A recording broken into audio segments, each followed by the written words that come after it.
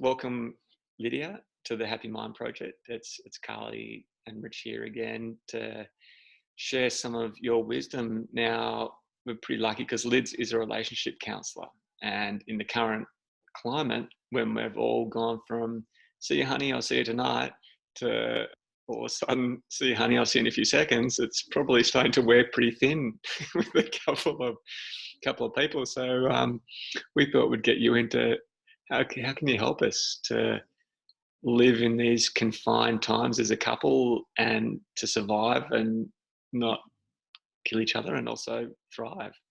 Yeah, yeah. I mean, thank you, Richard and Carly, for having me on. I think that's a really, important question that's sort of facing every relationship really at the moment, isn't it? We have a choice at the moment. How do we want to make this work? There are certain things right now that's out of our control, such as, we don't have the luxury of having that distance from our loved one. And often that distance or, going to work or going to the gym or meeting up with friends, it helps us to regulate ourselves, especially during stressful times. And now, of course, when we don't have that luxury of that distance, we're really confronted often by, existing stress that's perhaps already there in one way or another in the relationship, or given the current sort of COVID-19 situation, it's new stress that's coming up for a lot of us, be it loss of job, loss of income, loss of freedom, sense of being disconnected from our family, concern for our loved ones, their health. So there are just a lot of stress, I think, that is Uh, that's there that we're all sort of living with and yeah. having to manage, So right? you're saying there's lots of different triggers within the potential COVID situation, which are, you know, wreaking havoc on relationships. Is that Sorry, kind of, Rich, you just froze. I did just, so did you. Can you hear me now? Hello? Hello? Yep. Yeah, you just froze there. Yeah. Bit of a glitch. Yeah. So these, because you mentioned a whole lot of different sort of smaller subsets that could be all those potential triggers. Um, and I don't even know if I mentioned before that you actually specialize in working with couples in Yeah, relationships, which I right. probably should definitely put out there. Yeah, yeah. Um, so what is the, I guess, are you experiencing, is there a heightened demand for this, or is this something that people, you know, kind of feel they'll navigate through on their own accord? Well, I think it's both. There's definitely a heightened demand because relationships are experiencing just a lot more stress. Like I said, if there's already existing stress, that's of course highlighted in Mm. this moment. But there are relationships that's quite well resourced within the couple, right? And what I mean by that is there is a really good foundation or history where they've worked very well together, or perhaps individually, like a lot of your audience will have, they've got a spiritual practice or meditation practice, a yoga practice that helps them and that resource them in dealing with these unknown and uncertainty and unpredictability, right? And that's really helpful when they then come into relationship with their partner who may or may not have their own practice. It doesn't really matter. But as an individual, if we're kind of feeling quite well resourced, we're able to really sense into ourselves and have the ability to be able to track, okay, this interaction I just had with my partner, for example, the way they looked at me, or the shortness in which they responded to my bid or my desire for connection, somehow brought up anger, or it's brought up a past hurt, right? If I'm in a really well resourced place, I, instead of turning on my partner with that anger. How dare you? You know, you always do that to me. You don't have time for me, which a lot of people are doing now because, you know, the stress is so high. If you have some level of individual practice, you're able to use that resource and sort of map out, hey, what is happening here? And how can I, from this place of really needing that help or connection from my partner, how can I reach out in a way that's going to ensure I get my needs met, right? And this takes me on to the next thing, Rich, which is sort of the understanding of, you know, who is this person I'm spending my time with day in, day out? Mm-hmm. Is there an ability that I can, or can I accept that they're different to me? They're put together, wired, as in their nervous system is wired differently to me. And why is this important? It's important because at times like this during lockdown, for people that are really needing connection, needing reassurance, they're needing that constant input from their partner, you know, recognition, acknowledgement, a sense of moving in, being contacted. They're going to be looking for that from their partner, right? Hey, remember me? Don't forget me. Can we have lunch? Can we have tea? Can we have coffee? Can we go for that walk, even though, you know, it's distancing? Giving that, Yeah, there's going, oh, there'd be a lot of that, wouldn't there? yeah, that's it. But if their partner is somebody who during times of stress actually need the distance, right? Need the physical, you know, I need to be on my own. Yeah, because I'm just flooded. Like it's too much. I'm having to work from home. I'm having to school, you know, teach my kids from at home. I've got meetings and I just don't have the capacity to be with you, right? The bandwidth in the brain's just taken up, and it just let me just defrag. Let me just be in my own bubble or in my own space because I need this space in order to self-regulate. Right. So you're saying that's the difference in those nervous systems, whereas one's needing that input and the other one's I've got too much input. I've got too much, right?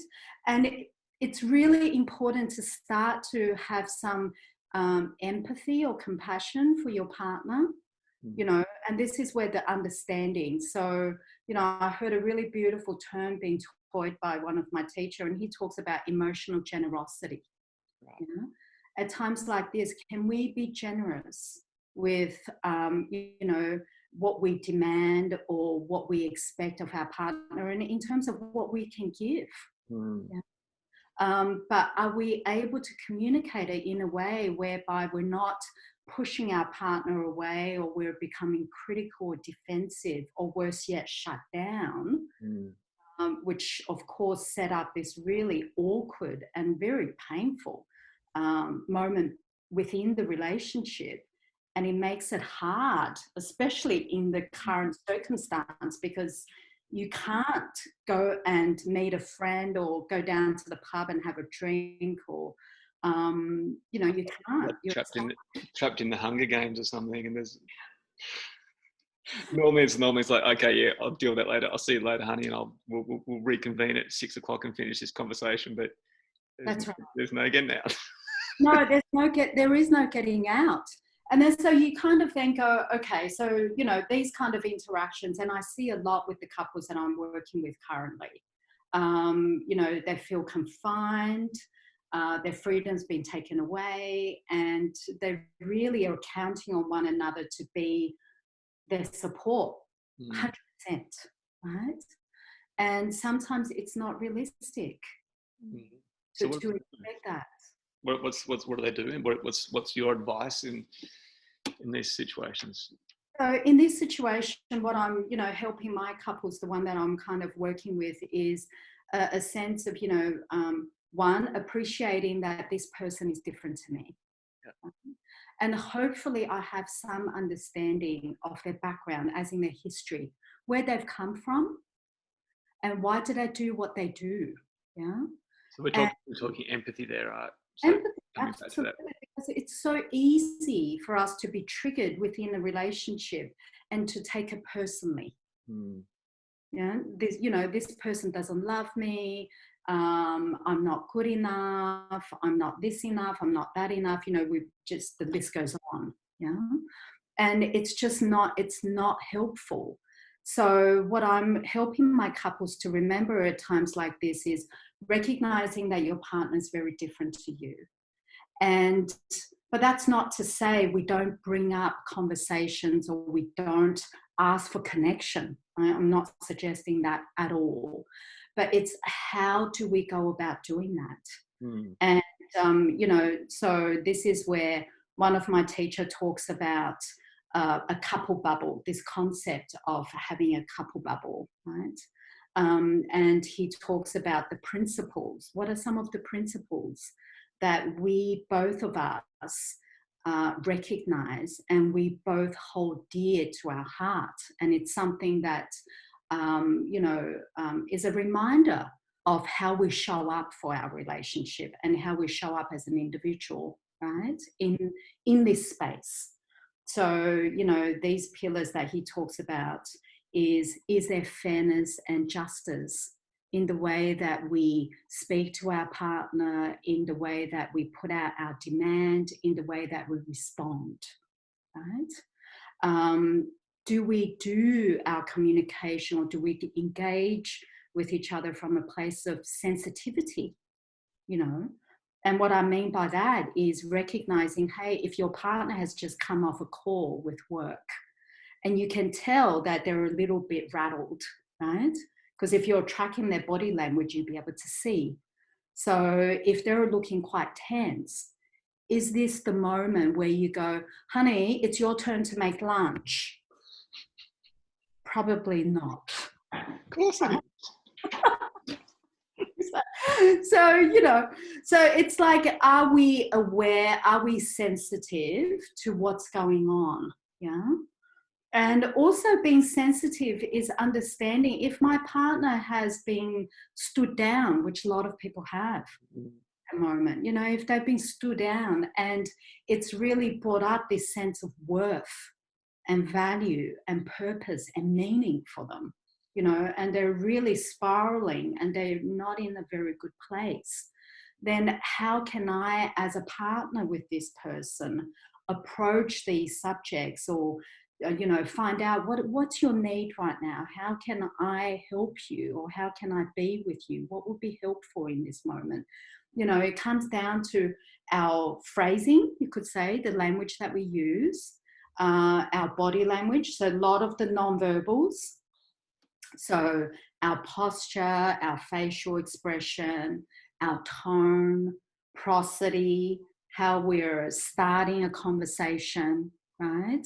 So are we, doing that from a place of gentleness, if we want to be heard, if we want to be seen as a supportive partner?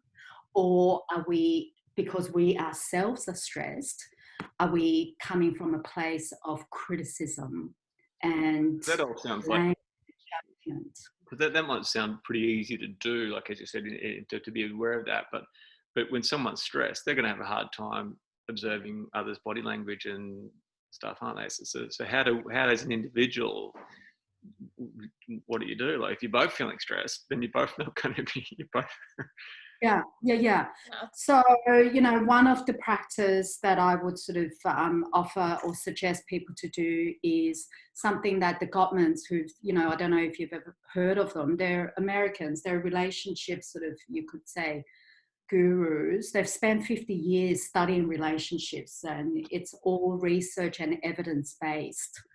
So they have this practice called stress relieving conversation, right? And what that very much look like is, you have your set time. Let's say during the day, it's too stressful because there's just too much going on.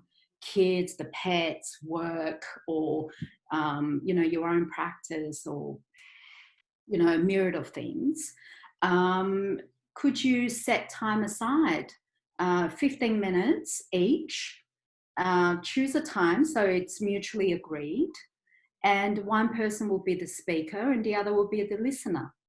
So the speaker will talk about their day or how they're feeling, about their experience in the moment, right? Or their experience of the day, you know, things like I'll give you an example with this couple that I've been working with. So she would approach him because he's still working and she's not. So she would say, you know, honey, I've noticed that we haven't had time at all to sit down and connect today. And I really miss the fact that, you know, back in the good old days before COVID-19, we used to have date nights. And now all the days are just bleeding. You know, is it possible for us to have cook dinner and sit down together and really catch up on what's going on with one another, right? And so they set up already the container, the place that's just going to be for them. The kids are in bed, right? They have a glass of wine and they're sitting across from each other, and she very much shares about what's going on for her, what's stressing her out, what she's worried about, what she's needing from him, what she's noticing from him, and how they could do this better, right? So she's got ideas. You know, like, I know that you're really busy and you don't have time right now, but it stresses me that you're not taking time for lunch. So will it be okay for me to prepare lunch? And then I will signal to you, love, we're having lunch at 1 o'clock, right?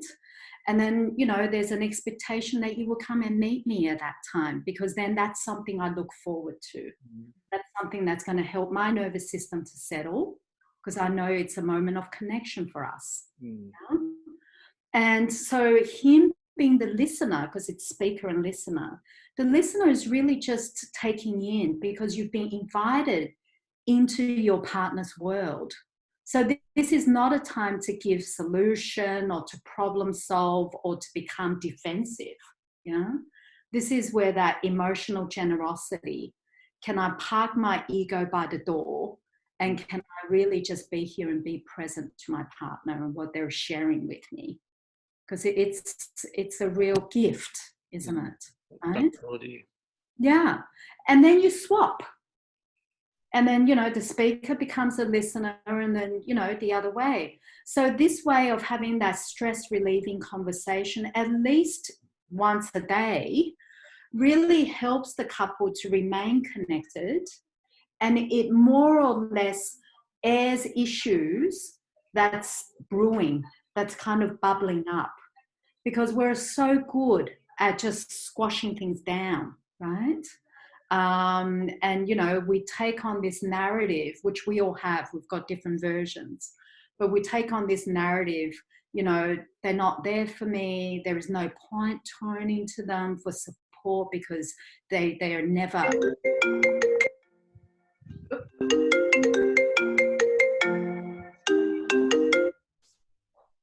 Sorry guys, I don't know why that's ringing. My phone's on Do Not Disturb. So the other calls are going. They just wanted to be heard. Yes, that's it. It was actually my son, so it's not surprising. So that idea of, you know, just, and this is probably useful, Rich. Let me know if it is. Do you have any questions right now about this stress relieving conversation, or any comments or input? Carly, nice. You were going to say something before? Yeah, I don't know if my sound's playing up. Sorry, guys, because I've tried to ask a couple of questions there. No, I've lost track actually with my thought. With my. What about I'll think of one. What about when in that instance where it's like, if you know, one party's very uses their language well, and they have a good conversation, and they go, "What about you?" "Yeah, I'm good." You get the guy giving a one syllable. "Yeah, it's all good. Yeah, anything challenging?" "No." How does that play out? And I'm sure you've probably seen that, right? Absolutely, absolutely, and you're right, Rich. You know, and usually it's not just man that has one, you know, word answers, but it is majority of the time it is man. But you know, women sort of get stuck there as well. Yeah. You know, what's funny is, well, maybe not, but what's getting highlighted for me, when I sit with couples, especially now, is one person would say, I really just want him to be able to have those deep and meaningful conversations with me. Right? I really want to understand what's going on in his head because I can see his stress. But when I ask him what's happening, nothing. Yeah. Everything's fine. Right? And then so for the partner on the receiving end of that, because they sense, you know, you can pick up if your person is not 100%. And when you've been told there's nothing to see here, let's just move on, our nervous system can't fully rest. Right. Right? So, you know, there is a sense of I'm still vigilant because I'm looking for information. I'm looking for either reassurance or some sort of input that's then going to make my nervous system come back down again. So you got the detective glass out. And Absolutely. Absolutely. And this is sort of, you know, and that level of hypervigilance is never helpful because we don't feel safe. We don't feel that we can fully relax. And if we don't feel safe or, you know, we're able to fully relax, it's all the stress hormones that's then being injected into our system. Yeah. And we become not our best selves in those moments. Lydia, do you then give people tools to manage their own stress levels individually? Yes. And what do they look like? Is it exercise? Is it meditation? Is it talking to friends? Yeah. Because some people are just not communicators. And so this gets more amplified when they're confined in a space. And it's also, I think, a big ask to us non-communicators to all of a sudden, like, perform under pressure. Yeah. It would feel really forced and almost contrived and unnatural when they're already saying, but hey, I was never a great communicator. That's it. Go do your thing. You can't do your thing anymore, so figure it out. Yeah. No, great question, Carly. Yes, I do. And the things that I suggest to people, definitely some form of exercise. I know, you know, if you're someone who went to the gym, there are limitations to what we can do right now. I get that, right? But there are so many great free, you know, yoga classes, Pilates classes, meditation classes, you know, really sort of cardio workout type of classes on YouTube these days, right?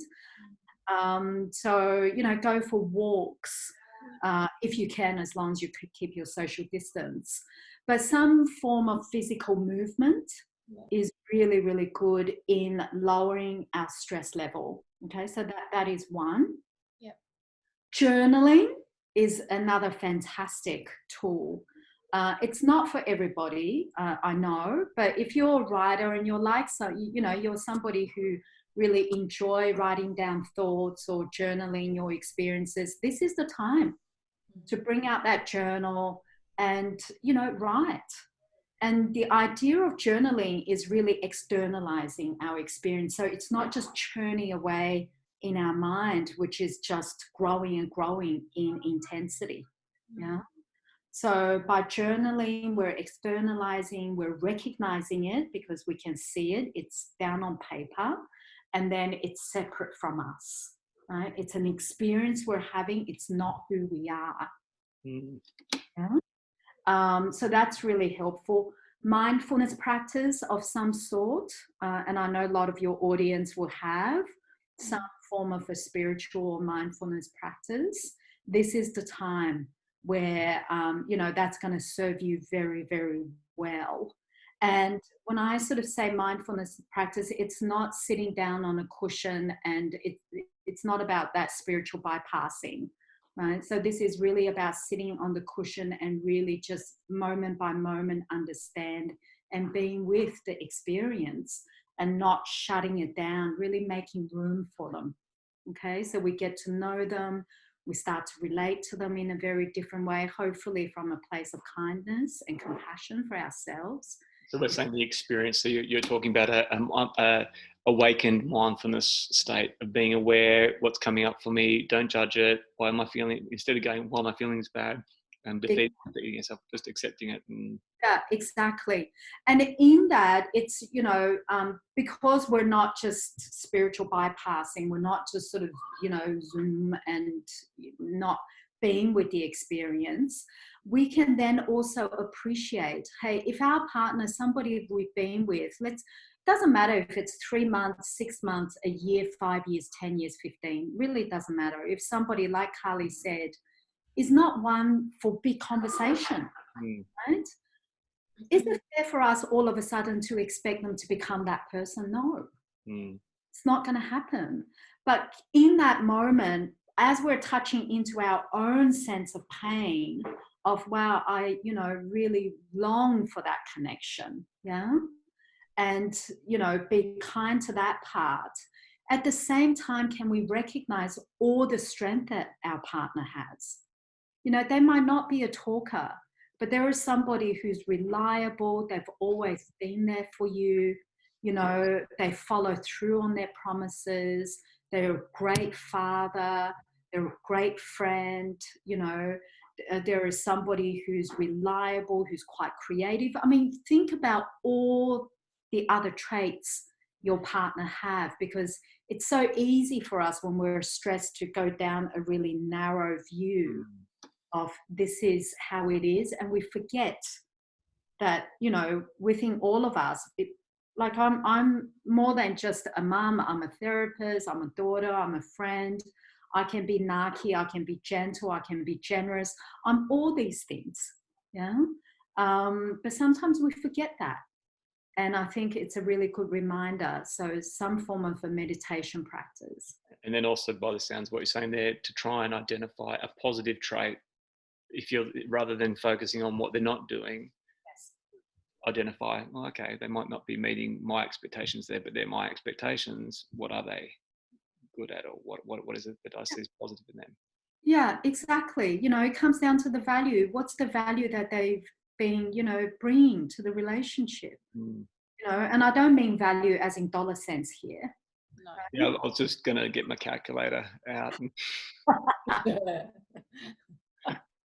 Yeah, because that's how our formula value, right? Our value, our worth, you know, it's how our monetary value. Yeah. You know, think a bit broader. You know, the fact that if your partner is really mindful and they're really kind, and there's somebody who, you know, picks up coffee or makes coffee just the way that you like it, you know, or they go out of their way and, you know, cook wonderful meals because that's their offering, right? So can we recognize and give appreciation to those things? So can we shift gears for a little bit on that and talk about, you know, obviously, because if we probably look at some statistics, I'm sure there'd be heightened increases of conflict and potential violence within relationships right now due to, as what Carly was saying, these additional pressures, and but when people aren't getting their outlets, like what are some conflict resolution skills that you can? Yeah, that's great. So here is where I'm going to quote one of the Gottman's research. They have their model, which is part of their model within conflict management, is known as the 4 horsemen of the apocalypse, right? So this is when all else fails. Very, very timely. Yeah, right? Exactly. So, and these 4 horsemen, they are contempt, criticism, defensiveness, stonewalling, or shutting down, right? So when you look at all these 4, and I will expand on them and give antidotes in a moment, but when you look at these 4, we all engage in one way or another when we're in conflict with these 4. I well, speaking for myself, I know I do. Okay. So, but what they have found in their research is when all 4 of them are there all the time in conflict, 98% of relationships do not survive. Right. 98%. That is huge. That's huge. Right? That is huge. So when you then break it down, it's okay, criticism. And with criticism, you can put together blame and judgment. They're all kind of the same pool, right? So, and when you think about it, we're all critical. We can be critical, especially when it comes to our partners. Why do you do that? You always do that. I hate when you do that, right? So the antidote to criticism is what they will call a soft startup. Technical term, but basically what it looks like and sound like is the I statement. So because when we're criticizing our partner, we're externally, we're looking at them, and it's more or less our words, we're pointing fingers at them. You, why do you, only if you stop doing that, right? So the soft startup is I'm feeling, I'm noticing, I'm sensing, I'm worried, I'm longing, right? So the common denominator there is me, I, my experience. So if as a speaker, and I want to be heard, as we all do, if I'm leading with this I statement, the chances of my partner reacting to that negatively is greatly reduced. Can you get a sense of that? Yeah. Yeah. So that is criticism. Contempt is the worst of the four, right? Contempt is when we have a visceral, it's almost disgust, because we have a body reaction to contempt. Something is just so awful, right? This is where we are one up, we put ourselves more superior, and we look down and we talk down to our partner. You know, that is just so dumb. That's so stupid. What were you thinking? You're such an idiot, right? So, and you can feel when you engage in that kind of dialogue, there's a disgust. There is a sense of, oh, I can't stand you, right? I want to distance myself from you, right?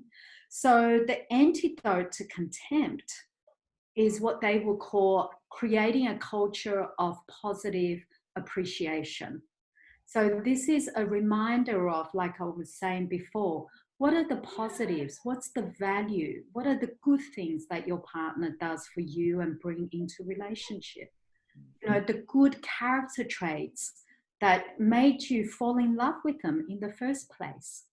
Sometimes we forget, especially during stressful times, we forget, right? And it's not only remembering these good times, but it's building on them. So how can we, on a day-to-day basis, practice creating appreciation and fondness for our partner? And this is where gratitude comes in.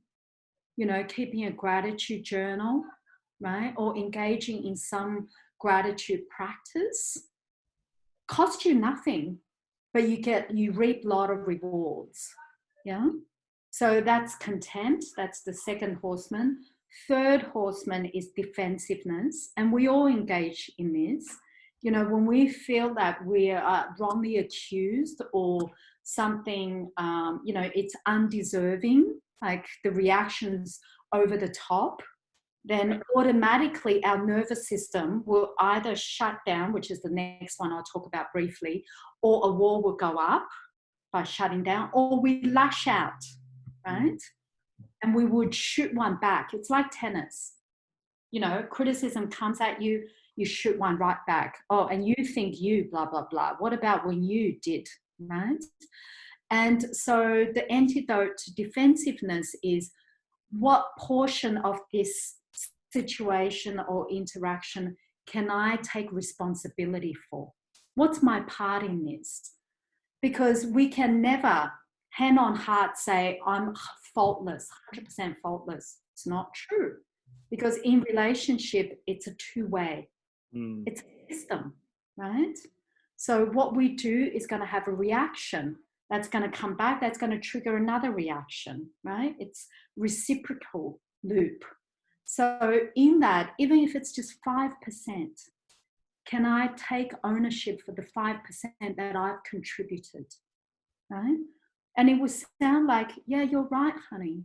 You know, I can see why you would be so upset with me right now, because when you were talking to me earlier, I completely ignored you, right? Because I was so focused on finishing this email to my colleague or responding to my family And you're right for getting angry. I'm sorry about that. Right? So that's the part that we can take responsibility for, rather than shooting one back and saying, you know, can't you see I'm working hard for this family, I'm paying bills here, right? Which is defensiveness. Mm-hmm. Makes sense? Yeah. And then finally, the stonewalling or shutting down part.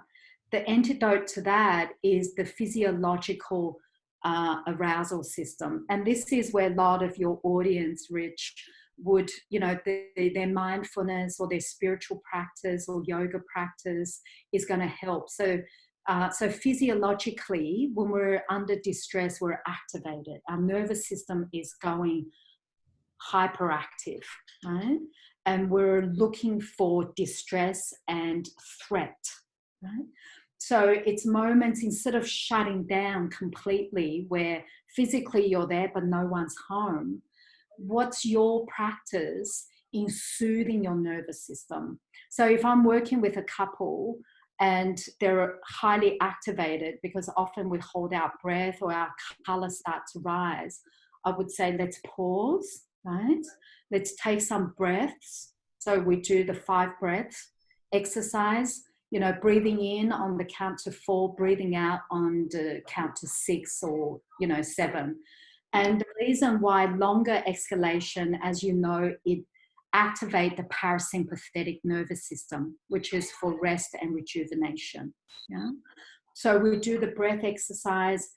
For some people, that's not enough. Then you need to get up, you need to stretch, move your big muscle systems to get that oxygen back into your body.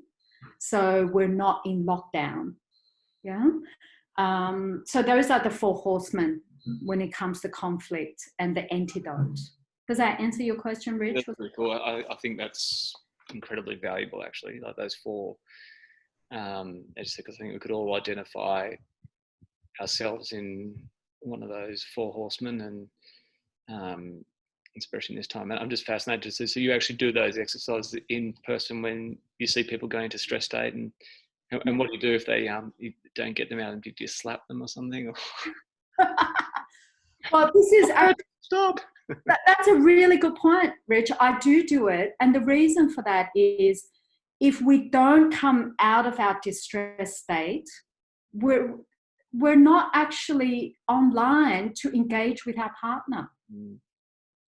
Right? Because we're caught in that survival mode. We're outside of our ability to be relational.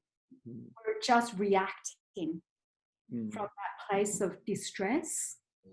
And when we're in the place of distress, it's a horrible state. It's a horrible state, isn't it? When you're in that space, and it can be really hard. That's why I'm just fascinated to hear, like, because it's to get yourself to shift where you even want to be up, you know, to communicate effectively, rather than going to that shutdown or one of those 4 horsemen. When you're in that aggravated state, to come back to light and laughter, which I think must be essential for relationships to move forward. Absolutely. And this is actually reminds me, Richard, which is the break, right? Sometimes we have to put the break as you start to notice within your own body, and our body is the place that gives us the signals that we're getting distressed, right? A tightness in the gut, our heart start to race, our palms start to get sweaty, our mouth start to get dry, we start to swallow, we have a sense of a tunnel vision happening. These are all your body cues letting you know you're starting to get really, really dysregulated, right? Pay attention to these people, right? This is the time when you put on the brake and you say to your, and this is in service of your relationship, honey, time out, right? And we give the relationship and each other the permission to go our separate ways. Because the more we stay in that fight flight, the worse the escalation is going to get, and the more hurt and damage you're going to do to your relationship. So by calling time out, you're allowing your own nervous system time to come back. And for an average person, a healthy person, it's about half an hour to an hour. That's the window, right? So allow half an hour to an hour before you re-engage. But the key here, Rich, is as we're separated, don't sit on the side and count your clock and tap your foot. When are they coming back? Right? I really need to get them to understand my point of view, because that's just going to keep your nervous system at that heightened level.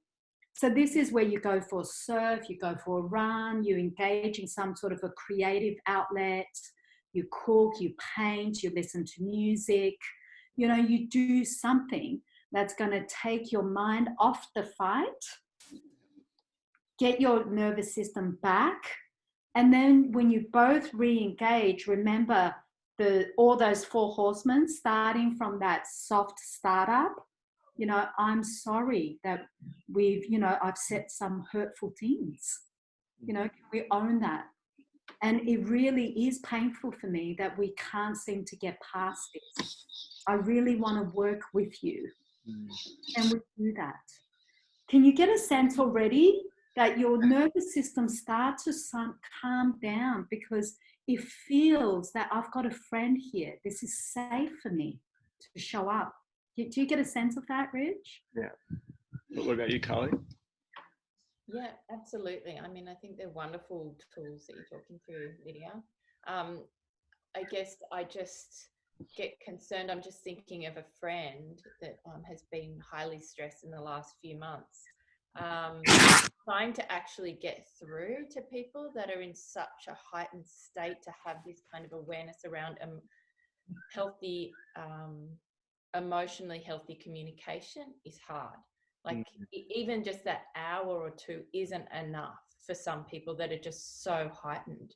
Yeah. And so again, it's like, you know, and it might be that it's them actually talking to someone else rather than them being just like a professional like yourself and taking accountability for, actually, I'm out of control with my levels of stress at the moment. I'm out of control. I'm out of balance with my emotional state, and taking that, recognizing that they are, and talking to someone that can sort of help guide them through it, because often friends allow them, they sort of communicate with friends the same story, the same stress story of just victim, this is going on for me, that's going on for me, I'm stuck in this, my life's so hard at the moment, I've got financial pressure, I've got no one to support me, I've got no family, I've got no relationship, I'm on my own, blah, blah, blah. And they're just getting wound up in that space. And as a friend, sometimes you just can't get through, you know. It can be really brutal, and tough love sometimes needed. But I think it's in moments like that, for anyone that's listening that kind of feels on their own, I think it's probably really wise to take that step in talking to a professional about getting the tools, so that if they don't want to commit to a meditation practice or a breath practice, or someone else that is separate can call them on and guide them on their own stuff, you know. That is important, you know, especially times like this. Don't be shy to ask for support, for help. Yeah. You know, they're out there. Yeah. So that's probably one of the biggest challenges, isn't it, to call ourselves on our own stuff and have the confidence and to reach out and go, well, okay, I can see where, from what I'm hearing there, Lydia, is through a common theme through all of that is having that self-awareness. And I think that's what Carly was also raising, that. But when you're in a super stressed state, being able to go, okay, yep, I'm at the cause of a lot of this, and I need to take self-accountability. And so I'm hearing that that's one of the key things in a successful relationship, is being able to see your own patterns and have the ability to go, yeah, I fess up. I have been cooperative or great, and so on. So maybe what we can do here is just do a quick review on some of the amazing things you've covered and what the key points are. As a summary, like, so if we could go backtrack, I think is that break thing. I thought was recognizing those symbols in yourself. Like, what would you say? How can we condense all of that into some quick, short bite strategies? So I would definitely track yourself. right? When I say track it, really start to befriend your own body. Right? Because, you know, I think we live in a time where there's just social media or external stimuli. You know, we're very much in our heads, yeah, and we forget that we're more than just our head. We have this wonderful tool that we've kind of neglected or have just forgotten about, and that's our body. You know, start to befriend your body, and, you know, be it spiritual practice or even going for a run, you know, connecting in with your breath, your heart rate, your muscles, how it feels in your body. And why is that important? It's because it's the body that's going to give you those subtle signals. Say, I'm becoming distressed. It's too much for me right now. Right? Yeah. Because our mind will always find a way to push through. Because our mind will go, you know, come on, Rich or Carly, you can do this, right? You know you can do this. Like, just stick with it. You be okay. And we push our moment by moment experience down, and it just creates and amplifies the stress. Yeah. And sure, we might be working and serving our work, but then our partner walks in and they go, honey, what? And we're barking at them. So it's not helpful. So, you know, my take home, if nothing else, is befriend your body. Start to understand and pay attention to those subtle signs that your body is telling you, I'm becoming, this is too much. And when it is too much, you ask for time out. Right? I'm going to take time out so I can then engage and be kind to myself. Yeah, so I can bring my nervous system back down. And then when I do come back into relationship, remembering the 4 horsemen. Yeah. Because I want to be heard. So I don't want to engage in criticism, defensiveness, contempt, on stonewalling. I want to lead with gentle startup, I statements. Right? I want to be able to take responsibility for the role or the part that I've played. I want to have the intention to create a culture of kindness, appreciation, gratitude with my partner, right? And I want to engage in practices that's going to help me to regulate myself so I can physiologically be control of me rather than be at the mercy of my nervous system. Yeah. One of the things that I've been doing, Lydia, regularly is having a magnesium bath every day. And that's just, I feel like that's just one extra thing that just takes the edge off, you know. My nervous system comes right down, even if it's for 15 minutes, whatever, just part of the lunch break. Yeah. Yeah. I feel like that really helps. So I would, I mean, there's a lot more to say, Richard and Carly, I'm sure you'll appreciate, but I would say to the listeners, if you can put into practice the break, yep, start to befriend your own self, your body, right? And then coming into relationship from the place of all those antidotes to the 4 horsemen, then you're going to do well. And then add on those designated times for talking and listening. Stress relieving conversation, right? So it's intentional. It's something that you can look forward to, and you can even, you know, in managing your own distress. Hey, I know I'm really distressed right now, but I know at 7 o'clock, it'll be time for me to talk this through. Right? And often that reassurance or that level of recognition calms our system down. Fantastic. All of us, we're doing the best we can. Yeah. Up, it's not end of the world. Yeah, just go gently. Just and take ownership. I'm sorry, I stuffed up, you know. I'll do it next time.